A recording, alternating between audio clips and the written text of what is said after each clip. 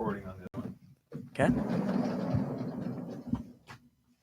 Outstanding. Yep. All Welcome right. to the X2Z podcast. I'm your host, Kyle Brewer. I'm here with. Dave Olney, Superintendent for Hesperia Unified. Very nice to have you today, sir. Thank you. Do you mind if I ask you a couple questions? Please. My first question is, what is your vision or your mission for this school year? Well, it's funny because I think a lot of times people say about this school year, and I don't necessarily ever look at things in just a single time in a year. I think any kind of sustaining change is going to be something that we do for an extended period of time. So kind of a multitude of years. One of the things that we really focus on in Hesperia and has been the focus area for our district for the past couple of years that I've been superintendent has been developing deep levels of literacy through the 4 C's and innovation. And so we are in that process. We're going to continue with that as a process and expand what that really means. Can you explain what the 4 C's are? Sure.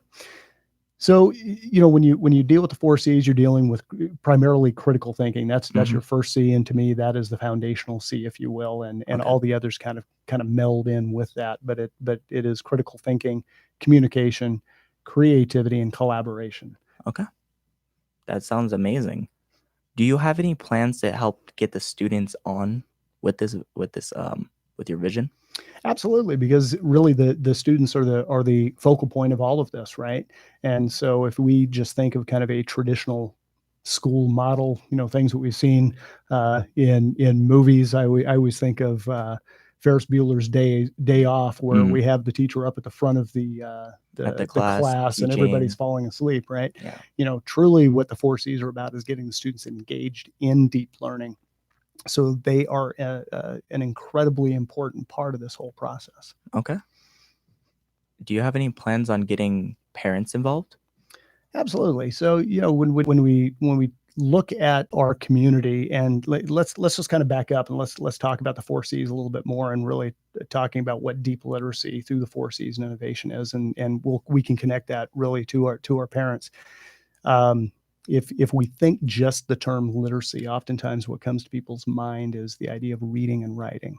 And when we talk about deep literacy, we're talking about a lot more than just simply reading and writing. We're talking about deeper understanding. And so you can apply that term of literacy to just about anything. You can say that there is a certain level of technological literacy. As we were booting up this program today, obviously you're showing some deeper understanding of technological literacy, right? Yeah. And we're able to get this whole show started. So you can apply that to just about anything. Right. Yeah. We want to get deep levels of understanding. That's going to be what really helps our students succeed as they not just move through school, but move beyond what we offer, in a typical K-12 schooling system. Exactly. Yeah. So then you throw in your 4 C's with that. How are we going to really develop those deep levels of literacy? Well, we want kids to be able to, or students, many of our students are not just kids, but we want our students to be able to think at deeper levels and really have that deeper understanding. That's the idea of critical thinking, and they're going to do that by engaging in dialogue, by having that conversation with their peers, with the teacher. That is that communication and collaboration piece. And then if we think creativity, I think there's a lot of mistakes when it comes to creativity. We think creativity and let's hand a 52 box of Crayola crayons and or then something. Let them draw something. Absolutely. For an assignment. But if you think about the word creativity, what is the root word of creativity, which is really to create. So you think about what you're doing right now. You are creating this podcast. That's creativity. It's also the foundation of anything that we would say would be innovative, right? Creativity and innovation are tied together. So when we begin to take a look at what we're trying to do as a district, as I said before, the students are the focal point. What are we going to be able to provide? What environment are we going to be able to provide for our students? So they're not just hearing information, but they're actually creating information. They're actually thinking at deeper levels. They're participating in that learning process. Now, if we extend the 4 C's, said I was going to get back to parents, right? If we extend the 4 C's and we look at 2 other C's, which is really the idea of character and community. Now what we're talking about is our students, and we always give this a lip service. We always say, our kids are the future of our community, right? But are you really developing them for the future? Absolutely. And so this is where we bring that community piece in. And you don't prepare students for a future without them involved in the now, Mm, right?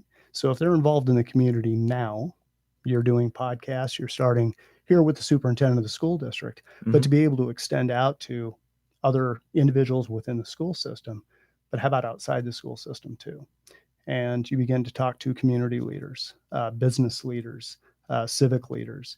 And the more that you're involved with that now, the better we are preparing you to be involved with that and make those changes we want to see in our community in the future. So what you're saying is that you're getting us ready for life in a way that school has never really done it before. Well, I think that there's been pockets of it throughout, but if we look at the traditional schooling model, I would argue that they probably have not done that very effectively. I like it. Yeah. So how do you feel about, let's say, where we are right now, the Sound Pit? How do you feel about this as a learning environment? I think this is a fantastic learning environment. Um, One of my issues with education is that again, going back to that kind of traditional model, is that we tend to isolate individuals. Sorry, if you think of a classroom set up with your traditional rows, separated from, don't talk and just be isolated in your own little learning environment. We've done the same thing with educators, with teachers. You go into your classroom, shut the door, and now you're isolated.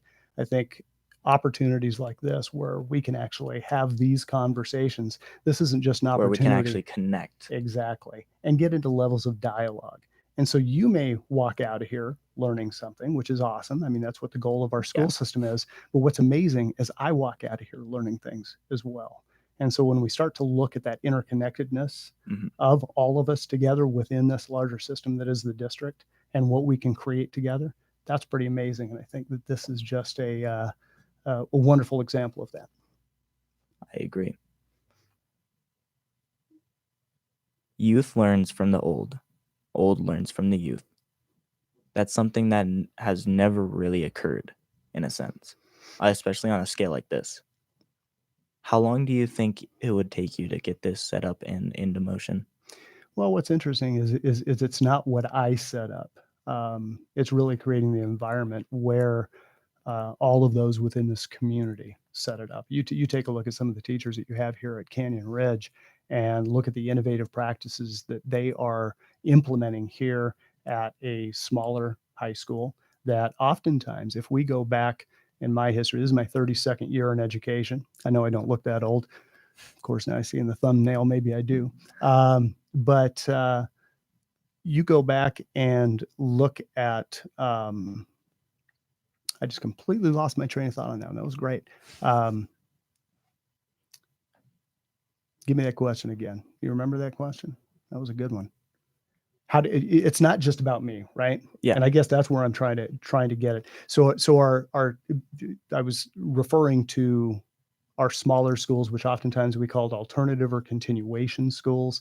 And a lot Mhm. of it was packet work, right? Yeah. I mean, it was here, do your packet. I'm not Do really you concerned whether you're learning anything, just right? if as long Just as you're able to do it. look up the answer, get the right Exactly. answer Yeah, somehow, even right, if it's not from right. you, we'll give you Sure. just But yeah. now look at the cool things that are happening here. I think your students are more engaged. They're enjoying their learning. Your teachers are enjoying the The learning. staff are more a part of everything. It's Absolutely. more like a family vibe. Right. So when Definitely you here. take a look at my role as a superintendent, I think my job really is setting the conditions where those who are part of this larger community, students, parents, teachers, our classified staff, that we're all kind of coming together and creating this together. So I think it's going to be a long process. But the neat thing about this, a really cool thing for me as a superintendent, is I've been superintendent for 2 years. And in the 2 years, I think we're already making some huge progress. How do the students actually how do you see them in your vision? How do you see them acting? How do you see them participating in everything? Well, fully engaged. And that's a lot different than, again, looking at that traditional school model where they're just vessels of, you said earlier, young people learning from the old. Um, if you stopped there, that might have been a traditional model of schooling, right? I am the holder of the information and I'm going to give you that information. And I am only the receiver, not the giver. Exactly. But I think, again, that kind of interconnected relationship where we're all in this together, that's where the power comes. I believe that's all I have to ask. Fantastic. Thank you for being here. Hey, my pleasure, Kyle. You did a great job. You did an amazing one, sir. Goodbye.